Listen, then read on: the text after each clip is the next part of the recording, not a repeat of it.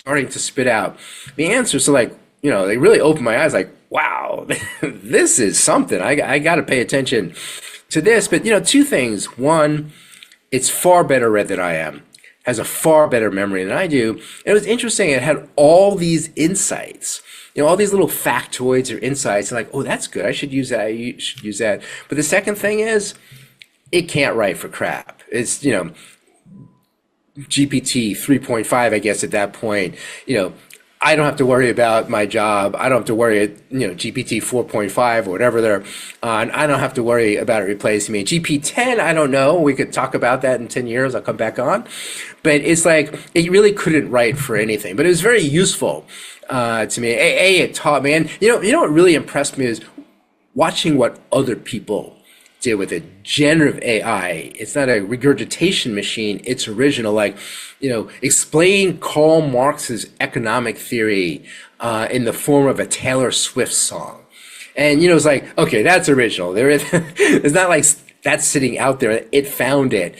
And it was really good. It was really good at it. And so I really kind of started off, during the dot-com era, I was kind of more the skeptic. You can't get rich overnight. The internet's interesting, but it's not instant companies, that kind of thing. But here I wasn't a skeptic. And I used AI every day, sometimes, especially when I was writing, 20 times a day. Like, I'm struggling, I give it a paragraph. I'm struggling with this paragraph. I just feel like I'm not getting to the main point, or it's too wordy, cut it, or I give it a section, like I need a transition here.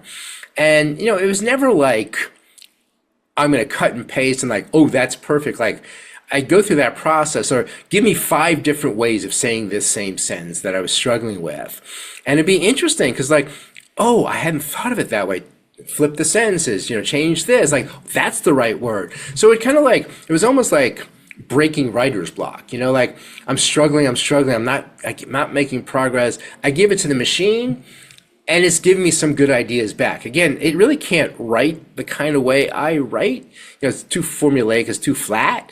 But it was a very useful tool. And then I should have said this first, a great research assistant. I'm writing about I'm about to meet with this venture capitalist, tell me, give me their background, what's the specialty of this venture firm, that kind of thing. And like, so I'd always use Perplexity though, because they would footnote. And, as a journalist, like, early on I did one of those for a venture capitalist and it said she worked at blah, blah, blah firm. Well, she didn't. And, I kind of like, okay,